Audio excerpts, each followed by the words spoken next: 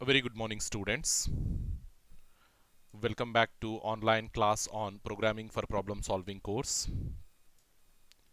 In our previous session, we discussed about the program development steps. So we said in any programming language, in order to write a program and in order to check the output of that program, we need to follow some steps. Okay. So those steps, we are calling them as program development steps. So in that, we have discussed a few points. So quickly I will go to that slide and I will give the explanation over there. So this is the program development. So to develop a solution to the given problem, one has to follow the following steps. So anybody who's trying to get the solution for his problem, I mean, more or less, we said it should be a computational problem, because using computers, we solve computational problems only. For our limitation or for our scope, we will consider in that way. Okay. So in order to solve the computational problem, one has to follow the following steps. So the first point, if you see, understanding the problem. So we said prior to the development of the solution or prior to writing the program, one has to understand the problem thoroughly. Okay, then only he will give the best solution for the problem, for the given problem. So understanding the problem, it is very important. And the second solution, developing the solution, developing the solution. Second point, developing the solution. So in order to develop the solution, they will use different tools like structure charts, algorithms, pseudocode, and flowcharts. Okay, about each we need to discuss. Then the third point, if you see, writing the program, and the final one, testing the program. So these four steps in every organization or in every project development, they will follow. So with the first step, understanding the problem, we have discussed in our previous session only. So whenever there is a need to understand the problem, what we have to do, we have to read the requirements. Okay, or we must have to understand the requirements first of all. So from where we will get the requirements, in the sense, by interacting with the customer. So if a customer is approaching a company, a software company, for the development of an application, we took the example of library application, isn't it? In our previous discussion, we took the example of library application. So whenever an institution or a college is approaching a software company for the development of library application, what they will do, the software people, they will appoint a team. Okay. The team will come and interact with the customers, all type of stakeholders are nothing but the persons, the people who are going to use our product. Okay. The people who are going to use our software. Okay. So when interacting, they will try to gather the requirement, what exactly the customer, what exactly the stakeholder is expecting from the software. So they will note down all these requirements. So for the development of a perfect solution, one has to read those requirements and one has to understand those requirements. Then only he can give his best in the development process, in the solution development process. Okay, hopefully you understood. Once that is not the only thing which is required in order to understand the problem, that is reading the requirements, but also they have to discuss the requirements with two people. One is the customer, once again, and the second is the system analyst. So system analyst, we said, he is an expert in understanding the requirements. Okay. So all the project developers or the team of developers, they need to discuss the requirements with customer as well as the system analyst. So then developing the solution, once the understanding we got by reading the requirements, by discussing the requirements with customer and system analyst, now it is the time to develop the solution. So development of the solution, they will not go directly to the program coding. So before coding, they will plan it, how to do that coding, they will plan it. So that planning, we call it as develop the solution. Okay, the plan for developing the solution. So whenever we are constructing a house, we'll not construct the house directly. Rather, first we design a plan for the house. Okay, a building plan will design, and according to the design, the effort, I mean, we will appoint the labor, or will appoint the physical labor, so that they will start the construction process. Okay, in that same way, here also, before program coding, okay, in order to develop the solution, before program coding, what we will do, we will plan it. So that plan, we said, we are going to use different tools, okay, in that planning process. So those tools are nothing but the structure charts, algorithm and pseudocode, and finally the flow charts. Okay, so the concept of structure charts we have discussed in our previous session only. We said it is an hierarchical chart which shows the functional flow, and the structure chart will also divide the problem into smaller number of modules. Okay, small modules or small units, smaller units, so that each unit can be solved easily. Okay, so, and the structure chart will also show the logical relationship between those modules. Whatever modules we got, by dividing the actual problem, the structure chart will also show the connection between those modules. Okay, it also show the interaction between all the parts of the system. So once the problem is divided into multiple parts or multiple subunits, we call this entire thing as a system.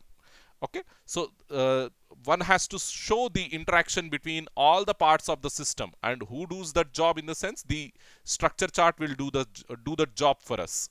Okay, it is an architect's blueprint. So already I have given the explanation on that one. It is something like a blueprint of a house. Okay, okay, plan for the house. So this is the example of structure chart. We discussed this thing in detail. Then the algorithm. Okay, the algorithm, the process of writing the step-by-step approach. Okay, the process of writing the step-by-step what we call analysis when a problem is given.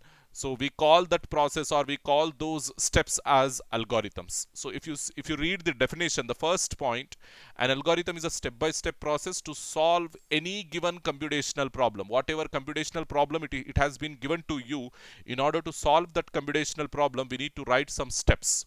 Okay, we need to plan that solution. Okay, so whatever steps you are narrating, whatever steps you are describing, the way how you are going to solve the problem, that is nothing but your algorithm. So the second definition, we said it is an ordered sequence of unambiguous and well-defined instructions that performs some tasks and halt in a finite amount of time. So in this second definition, we have some technical terms. Those technical terms also in detail we have discussed. And we said algorithm we can write in any of the language, any of the natural language. No need to write the algorithm in a programming language, or no need to make your algorithm specific to a particular language. Okay, your algorithm, it should be a generalized one, using which anybody can understand the solution. Okay, so these are the technical terms like ordered sequence, unambiguous, performing some task, and halt in the finite amount of time. All these things we have discussed in detail. Then the characteristics, properties, specifications of an algorithm. So these are just the different terms they used. Okay, they represent the same thing. And we said this question, there is a possibility that they will ask for 2 marks. Okay, so we need to be prepared for this question. So what are the characteristics of an algorithm? So whatever description we are writing about the solution, we will not consider all descriptions as an algorithm unless they will satisfy these points. Okay, if your description about the solution is satisfying these 5 points, we can call it as an algorithm. If any of these points are not meeting, okay, if any of these points are violating, we cannot call the description as an algorithm. Remember this one. So first one, every algorithm should have either 0 or more inputs. Okay, an algorithm may or may not have inputs. It simply means. Then output, an algorithm must have at least one or more than one outputs. Okay, at least one or more than one outputs. If your algorithm is not generating any output, it is meaningless of writing that algorithm. Okay, then definiteness. Each step must be precisely defined. Then finiteness. An algorithm should terminate after a finite amount of time. There should be a termination point to the algorithm. Then effectiveness. All the steps or all the instructions, whatever you are writing inside the algorithm, they must be very basic and simple, so that even a lame person, when he is reading, he should understand the concept over there. Okay, that is the logic behind writing the algorithm. So these are the characteristics or properties or specifications of your algorithm. So then now we have to discuss some basic examples for this algorithm. So consider a scenario. I mean, we'll do this activity in our day-to-day life. So that is making a cup of tea. So this is our problem. Of course, using a computer we cannot make, but I'm just taking a general example to write an algorithm. So when we are talking about algorithm, see, program is computer specific. Program is computer specific. Program we will write in computer language. But algorithm, it is not computer specific. Algorithm you can apply to any domain. Okay, algorithm you can apply to your mathematics. Algorithm you can apply to your chemistry, physics. Because in chemistry also, when we are doing the experiments, we have to mix some of the chemicals in a sequential order. So that sequential order, we can consider it as an algorithm. Okay, so algorithm, it is not specific to the domain of computers, it is a generalized thing. So I took one simple example from our day-to-day life, a real-time example from our day-to-day life, and I'm going to write an algorithm for that one. Okay, so whenever we are making a cup of tea, so let us assume in the morning I need a cup of tea to drink. So what should I have to do? Okay, the basic thing, what should I have to do? So I need to collect the ingredients, whatever ingredients I'm going to use in the making of tea. That ingredients I have to gather. Of course, we are going to have in our house, but I need to check whether they are readily available or not. So in general, what are these ingredients? Like we use milk, we use water, we use tea powder, we use sugar. Okay, then if you want a flavor, we need that flavor, like if you want some ginger, if you want elaichi, that kind of thing, that flavor also we need. Then we need a bowl to make the tea, and we need a cup to pour to have it ready, and we need a filter to filter the tea. All these ingredients, and we need a stove. Okay, in order to make the tea we need a stove. Okay, so all these things we need in order to make the tea. So as a first step in this algorithm, and I told you in our last session itself, every algorithm will have a starting point. After a finite amount of time, it will have a termination point. So the starting point, how we indicate? We indicate with the help of start only. Okay, the starting point we indicate with start, and after that we write all our steps. Okay, all our steps. So this will be my step 1. This will be my step 1. The start label or starting point will be the step 1, and the stopping point, the last step, we call it as the stopping point. Stop.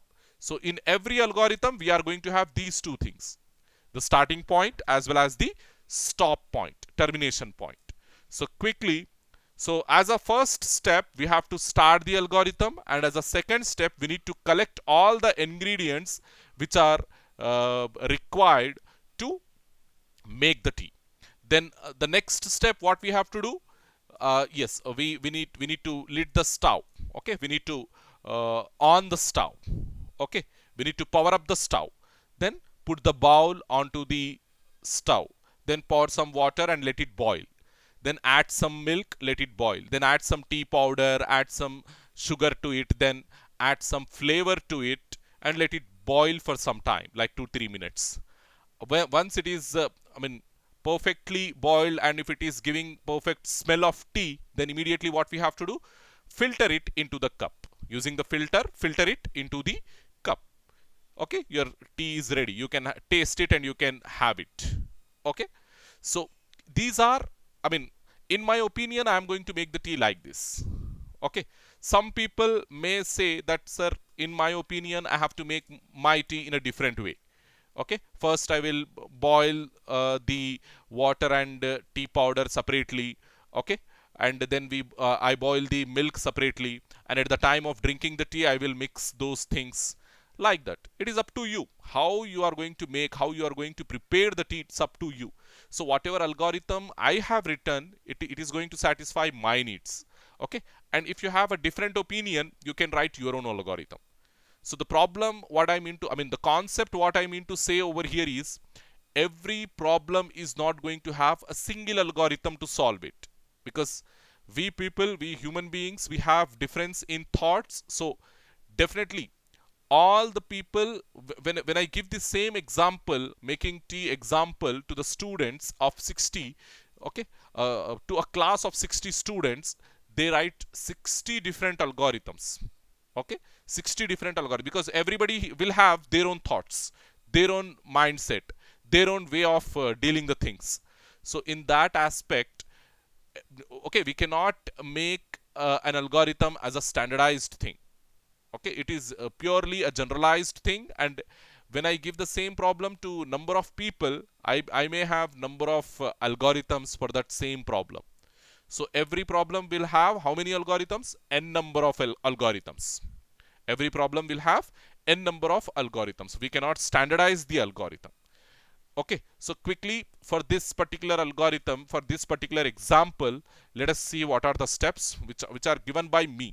Okay, so these are the steps, as you can see. Algorithm for making a cup of tea.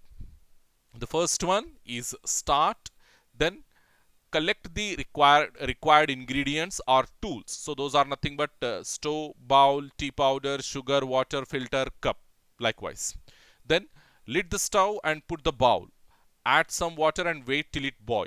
So likewise, it is my third step. Then fourth step, add tea powder, add sugar and let it boil for some more time, 2 to 3 minutes.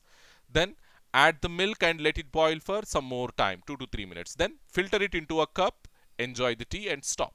So these are my steps when I'm writing the algorithm. So you can have your own algorithm over here.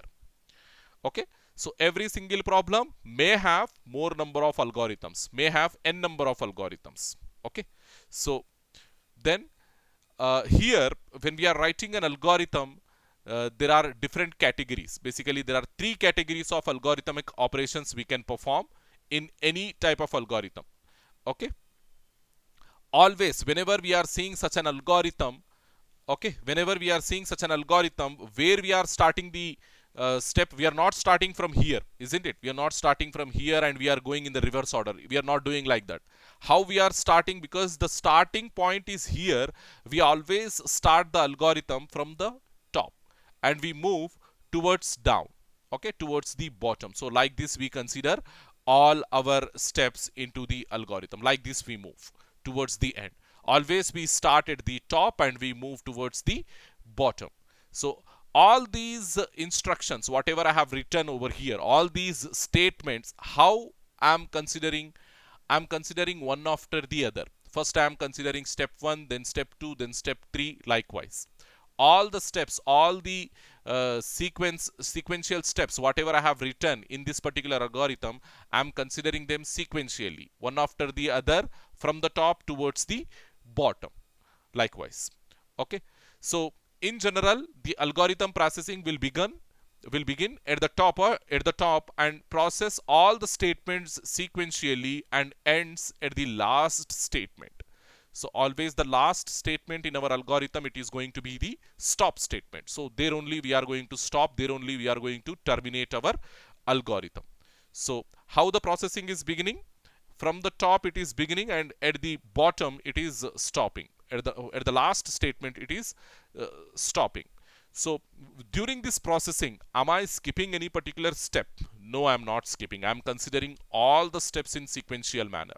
So without skipping, here you can see, without skipping any of the statement, Okay, without skipping any of the statements. Suppose if you want to skip any of the statement, we have to go for conditional jumping. Okay, conditional operators. In future we are going to discuss about conditional statements or control statements. Over there we will make sure, over there we will learn how to jump or how to skip few statements in our algorithm, because skipping the statement, it is also a part of programming practice. Okay, that also we have to learn. So far, whatever steps we have written inside the algorithm, I need to consider all those steps without skipping any of the statement. Okay, because there is no special consideration for a particular statement, or there is no guarantee that a statement is least preferred. That's the reason I have to skip. It is not like that. I have to consider all the statements one by one, sequentially, top to bottom. Okay, and there is no repetition. Okay, all these statements I'm uh, considering only once, isn't it? All these statements I'm considering only once. I'm not repeating the same statement more than once, or same set of statements more than once. Okay, if you want some statements to be considered more than once, we have to go for looping process. Okay, this looping process, it is also a programming practice, and we have to learn how we are going to create a loop in our algorithm. So far we have not discussed anything related to conditional jumping or control structures, anything repetitive structures. Okay, looping. Okay, so simple thing, algorithm, how we are writing, step by step we are writing all the steps. Whatever we have written, we are writing between start and stop. So between start and stop, if there are no control structures, remember this one, if there are no control structures, all the statements will be considered only once, and no statement will be skipped, and no statement will be repeated more than once. Very simple understanding here you need to get. Okay, all the statements of an algorithm we are writing between start and stop. Whatever number of statements you are writing, all these statements we have to write between start and stop, because one has to know where to start and where to stop. When he is processing the algorithm, he has to know where to start the algorithm and where to stop the algorithm. That's the reason why we are making start and stop specifically in our algorithm, and all the statements we are writing in between these two. And another important thing, we said always the processing of an algorithm will begin at the start point and will end at the stop point. Okay, and in between whatever statements we are writing, if there are no control structures, if we have not mentioned any control structures, all the statements written inside your algorithm will be considered for processing only once. There will be no skipping of the statements, and there will be no repetition of the statements. Very simple understanding you need to have. The first point, it is very, very, very important. Okay, so yes, the next one, an algorithm must have the ability to alter the order of its instructions. So that is nothing but skipping as well as repeating. If you want to skip a particular statement, there should be a flexibility, and if you want to repeat a particular statement more than one, there should be a flexibility. So that flexibility, how we are going to provide, that we will study in our upcoming classes or in our upcoming slides. Okay, so an algorithm must have the ability. So ability in the sense, it should give the provision to the end user or to the programmer. It should give the provision of skipping the statements as well as repeating the statements. Okay, hope you understood. So without skipping, without repetition, we call the statements as sequential statements. We call them as sequential statements. If there are skipping, if there is a skipping of statements, we call them as conditional statements. If there is a repetition, we call them as iterative statements. Three categories of algorithm operations, that is nothing but three types of algorithmic statements.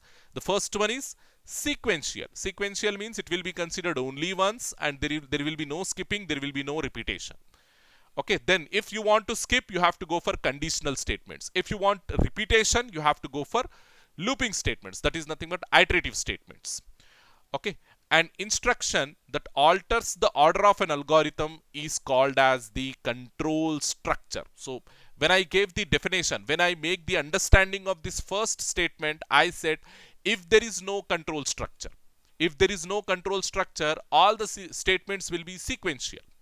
All the statements will be sequential. If you want to skip any particular statement or if you want to repeat any particular statement, then you have to go for control structure. That is nothing but altering the order of an algorithm, isn't it? If you want to skip and if you want to repeat, that is nothing but what you are doing. You are altering the order of an algorithm. So if you want to alter the order of an algorithm, then you have to go for control structure. Remember this one. This is very, very important point. Your second unit, your entire second unit is dependent on these control structures. There we will study more about these control structures. Here we'll have a basic level of understanding of what is control structure. But how we are going to implement it in terms of C language, that we will see in your second unit. Hopefully you understood. So three categories of an algorithm. Algorithmic operations. The first one, sequential operations. Just now I said sequential means without any skipping, without any repetition. All the instructions, all the sequential instructions, they will be executed in a particular order. Okay, in a particular order. Okay, the statement which is coming first, it will be executed first. The statement which is coming second, third, they will be executed second, third, likewise. Okay, their order, it is not going to be changed, and all the sequential statements will be considered only once for execution, only once for processing. There will be no skipping of sequential statements, and there will be no repetition of sequential statements. Remember this one. Then we have the conditional, selection, question asking operations. All these are same thing. Conditional statements, selection operations, then question asking operations. So it is a type of control structure basically. So generally what we do, we put a condition. If that condition is true, whatever statements preceding that condition, we will consider them. If the condition is false, we will skip those statements. So using conditional statements, like every conditional statement, either it is going to be true or it is going to be false. Okay, either it is going to be true or it is going to be false. So based on the true and false, there will be a selection of statements or there will be a skipping of statements. So such statements, we call them as conditional statements. Then the last one, iterative statements, they are nothing but loops. Iterative operations, they are nothing but loops. It is also a control structure that repeats the execution of a block, repetition in the sense executing more than once. Isn't it? Repetition in the sense executing more than once. A control structure that repeats the execution of a block of instructions, we call them as iterative operations.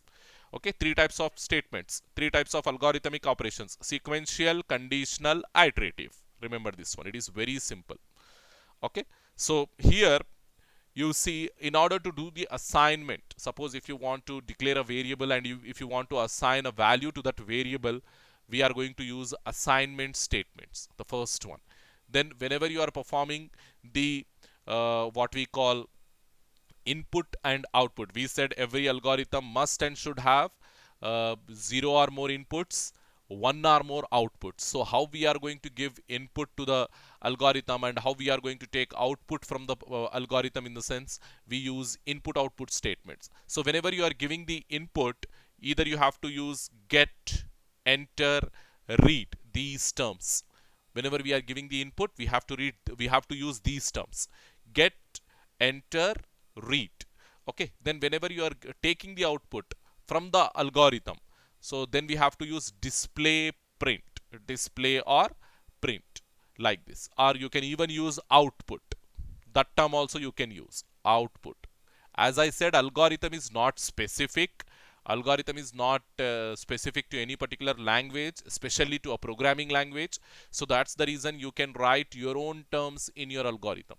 So get, enter, read, such words we use whenever we are reading the input inside the algorithm. And output, display, print, these type of things we are going to use whenever we are outputting some value from the algorithm. Then we have conditional statements. How we are going to use conditional statements in the sense if followed by the condition and followed by some set of statements. Okay, how it will execute whenever this if whenever this condition, okay, after this if, whenever we are keeping a condition, whenever this condition becomes true, it will consider this set of statements 1.1, 1.2. Okay, and if this goes to false, if this condition is going false, then the control will jump from here to else part. It will ignore these statements, it will skip these statements. So likewise, so whenever the condition is true, it will consider statement 1, statement 2, whatever statements you are writing over here, all those statements will be considered. Whenever this condition is becoming false, it will simply skip all these statements and it will go to the else part. So in that way, the conditional statements will work. Then the iterative statements. How the iterative statements will work in the sense, here we have while, followed by while we have the condition. So as long as this condition is true, okay, as long as this condition is true, this block of statements, they will get repeated. They will get repeated in the sense executed more number of times. First the control will come, it will check the condition. If the condition is true, it will execute the statements, whatever statements we are writing over here, it will execute that statements, and again the control will come back to the condition, and once again it will check whether the condition is true or false. If the condition is true, in the second iteration, again it will iterate one more time. Like this, how many times it will iterate in the sense, as long as this condition is true. Once the condition becomes false, it will simply skip and come out of the statements. It will not go to the body of the statements. It will not go to the body of the loop. Okay, generally we call it as a loop because you can see over here, it is a looping process. It is executing same statements again and again. Okay, it is a looping process. So all these are some of the statements which we can use inside the algorithm, like assignment statements, input output statements, conditional statements, and iterative statements. So these two, whatever we have written over here, assignment and input output, we consider them as sequential statements. But when it comes to conditional and control, they are conditional and iterative, they are control structures. Control structures. Remember this one. They are control structures. They are sequential statements. Okay.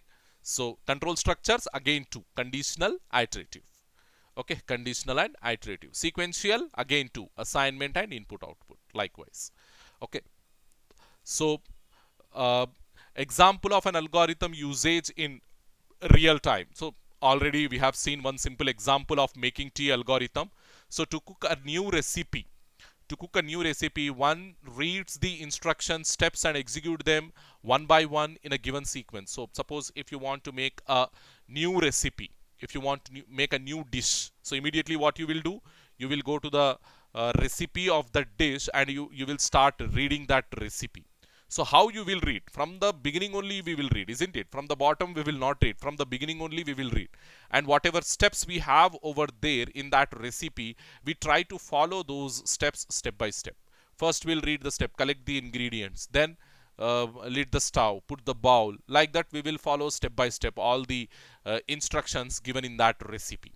Okay, so the result can be obtained as a new dish cooked perfectly. So if you follow that complete recipe, complete instructions written in that recipe, so you will get the perfectly cooked dish as an output of that algorithm, isn't it? What is the input? All the ingredients, whatever you have given to that to that recipe, we consider them as the input to the recipe or input to the recipe is nothing but they are the instructions written, isn't it? The instructions written in a step-by-step manner to cook a new dish, we call it as a recipe.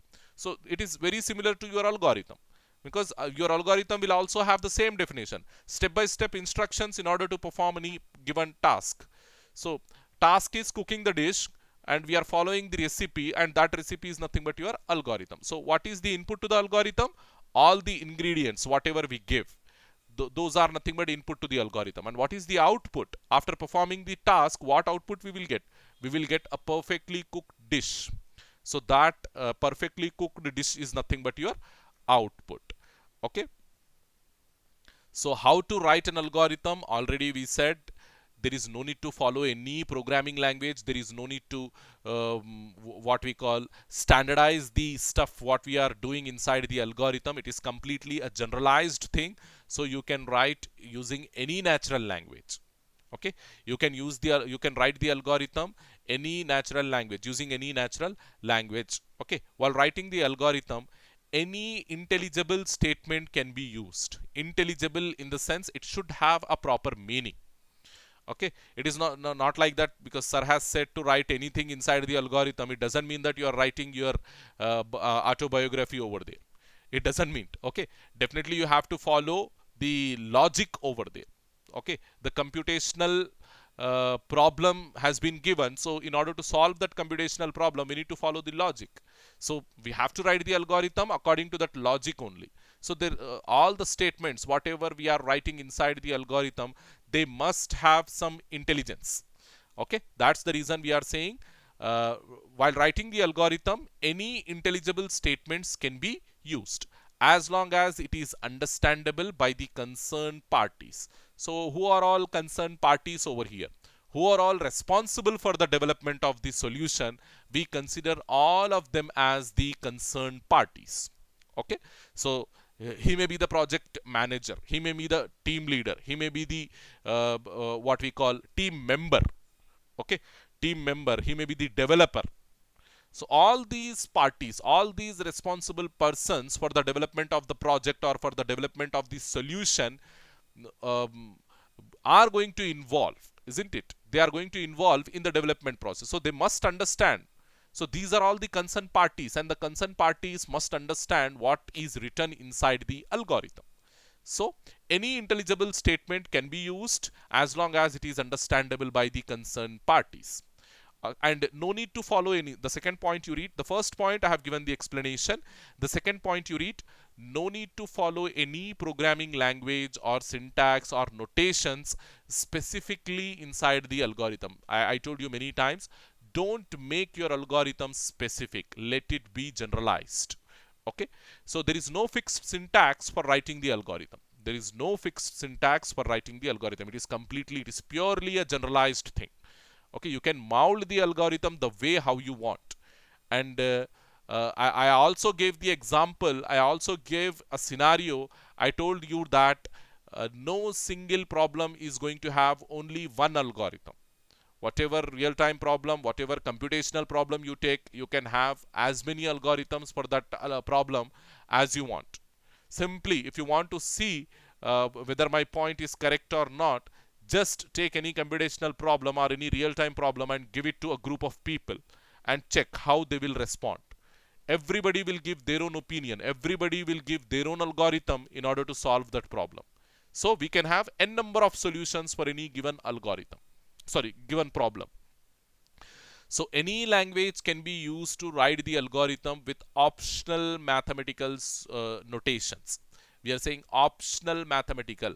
If it is very difficult for you to represent the mathematical calculations in terms of regular description, so definitely go for mathematical notations. Because if you want to say that some bank deposit when you are when you are giving into, when you are depositing into the bank, that particular thing you have to show in terms of mathematical notations only. So and so amount I have deposited into the bank, isn't it? Or so and so amount I have withdraw from the bank, or so and so interest I have calculated for the amount. So that interest calculation and all, it is very difficult to write in terms of notation, in terms of description, regular description, regular statement. So definitely we have to go and we have to show such statements in terms of mathematical notations. So whenever it is possible, try to use the mathematical notations, and it is not compulsory, it is purely optional. Okay, so simply read the third point. Any language can be used to write the algorithm with optional mathematical notations.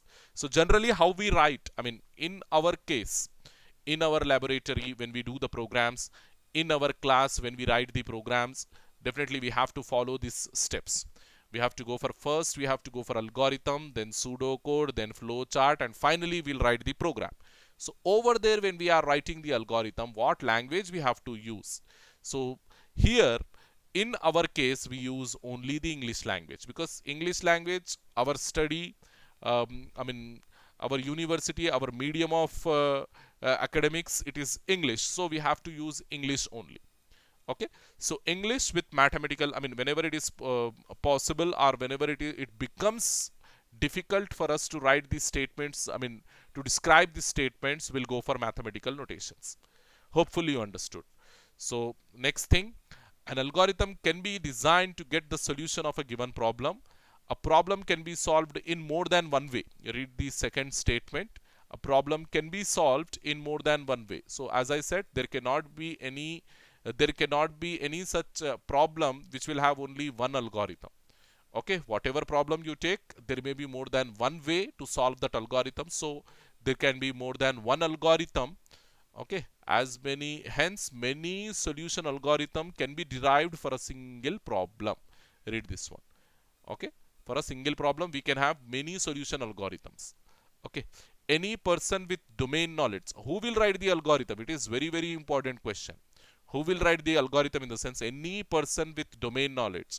So domain knowledge is very important when we are writing the algorithm. Domain knowledge in the sense, the knowledge about a problem.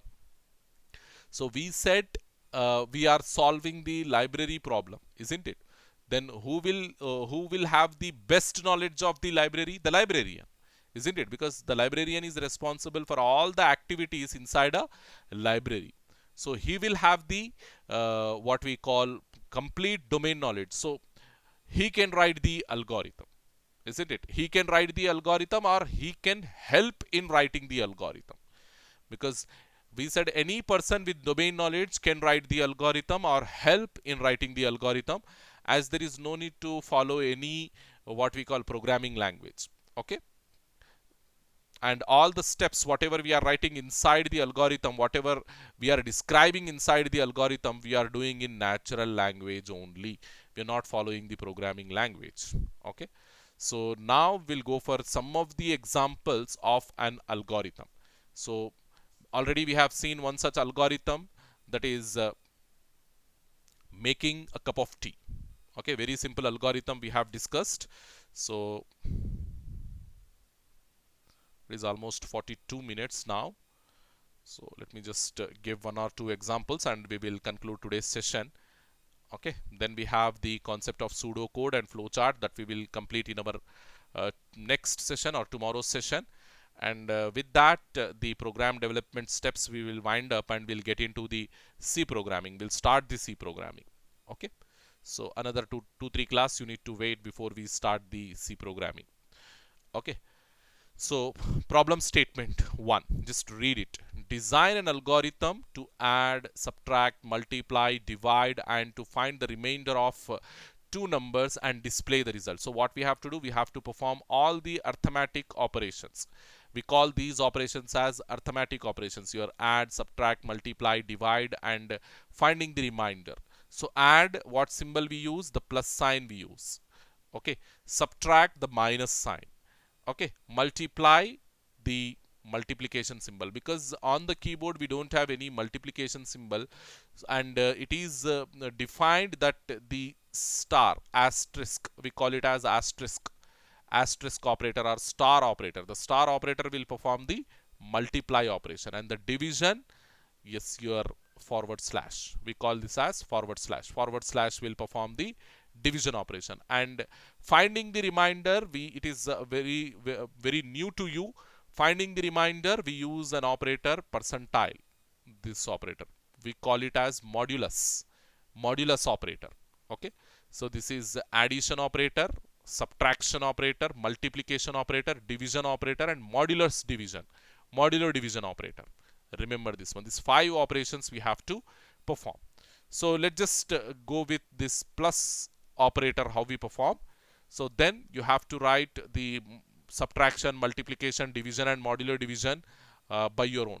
So all these operators, when you see, they are the binary operators. Why we are calling them as binary operators? In the sense, because they need 2 values to perform their operation, isn't it? Addition we can't perform for 1 value. Definitely we need two values to perform the addition. And subtraction also same thing. One value will subtract from another value. So we need two values here also. Multiplication, same thing. Division, same thing. Modulo division, same thing. So all these are binary operators. Binary operators, and the type of operations which we perform over here are binary operations. Okay. Binary means they requires two values to perform the operation. So how we perform the addition operation? So whenever I ask a particular student to add two numbers for me, so immediately what will be his response? What he will ask me? Sir, give me those two numbers, isn't it? Whenever I ask a particular student to add two numbers, immediately his response will be, sir, give me those two numbers so that I can add. So likewise, so immediately what I will do, I will give two numbers, isn't it? I will give two numbers. So what he will do, when I give the first number, what he will do, so let us say I am giving the first number as 25. So what he will do with that 25, he will remember that one. He will store that 25 in his memory, in his brain. Okay, so sir has given the first number as 25, so I need to remember that number. Likewise, he will store that number in his brain. The computer will also do the same thing. Whenever we want to perform the addition of two numbers, we have to give, when we give the input of first number, immediately it will store that first number into the memory. Okay, then what still he need in order to complete the operation, he need the second number. The student, the ex student, he need the second number. So what I will give the second number as 50. So what he will do with that 50, he will remember that 50 also in his memory. So previous number was 25, now I gave the 50. So he will add, he will perform some logic over there, because he's trained, he's perfectly trained in performing the addition operation, isn't it? So he will apply his logic over there, and he will add those two numbers, and he will give the result. Sir, the answer is 75. Likewise. So what input I am giving? Two numbers as input I am giving. So whatever numbers I am giving in sequence only I am giving. First two numbers at a time I can't give, isn't it? So first I have to give first number, then I have to give the second number. So whenever I am giving numbers, he is simply remembering those numbers, and is applying some suitable logic on those numbers in order to perform the addition. And finally, whatever result he is getting, that result he is orally explaining to me. Okay, orally dictating to me. So likewise, your computer will also perform the same operation. So in order to perform the addition, same thing. First, we need to think about the input, then the logic processing, then the output. Same.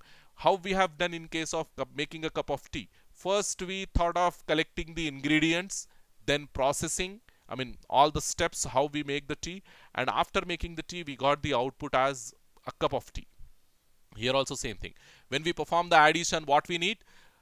We need all the ingredients. Like I need two numbers, isn't it? I need two numbers. Then what else I need? I need logic processing. Logic processing is nothing but how I am going to add those two numbers. So after adding two numbers, I need to store the result also, isn't it? Whatever result I am getting, that result also I need to store somewhere, some area. Okay, then what I will do after logic processing? Output the result. Output the result, because here they are saying display the result as the last statement. Output the result. So now just see, first what we have to do, we have to start, isn't it? Start. Then as I said, in order to store these two numbers, I need some memory locations, isn't it? I need some memory locations. Those memory locations are nothing but variables, we call them as. Okay, so for storing two numbers, I need two variables, two memory locations. And after storing two numbers, when we add those two numbers, we'll get the result, isn't it? We'll get the result. So that result storage also, in order to store that result also, I need another variable, another memory location. So that memory location is the third memory location. So how many variables I need to declare? Three variables I need to declare. Okay, declare three variables. Okay, some roughly I am writing, because in my next slide I have the solution. Declare three variables or three variables. Then After declaring, read two numbers, because we need to read two numbers. We are performing the operation between two numbers. So read two numbers. Likewise, we write. Then here declare three variables. We call them as number1, num1, because we need to name those memory locations. Num2, comma result. Okay, num1, num2. Read two numbers. That is nothing but read num1, comma num2. Read is nothing but giving input, isn't it? Read is nothing but giving input. I told you, whenever we are reading the input, we have to use either, here you can see, either read, enter, get, likewise. Okay, likewise. So I'm using read. So read num1, num2. Then after reading, what we have to do? Result equals to perform. Perform result equals to num1 plus num2. We got the result over here. Now, last step, what we have to do? Output the result or print the result, display the result. Output result, because result is having the value, final value. Output result. Then last step is stop. So quickly go to the next slide and see over here. So what we have done, see here, start. So all these steps we have to write step by step. So my step 1 will be restart. Okay, step 1 will be start. What is step 2? Step 2 is declare num1, num2, num3, three sum, num1, num2 sum. There I said result, but over here we are saying sum. Anything you can take. It is not compulsory that's the same name you have, same names you have to take. You can take any names to your memory locations. Okay, so I took num1, num2 and sum, three variables, three memory locations. Then there I said input, so read, but here I am saying input. Input also you can use. Input num1 and num2. We are reading two values. Then calculating, sum is equals to num1 plus num2. Then print sum and finally stop. We have started here, we have stopped here, and in between we performed all the operations. So this is how we perform the addition of two numbers. Okay. There are other problems, other problem statements. Step by step we solve all the problem statements. But before going to that, as I performed addition over here, you need to perform the subtraction, multiplication, division, modulo division. All these things you try to solve. Hopefully you will do it.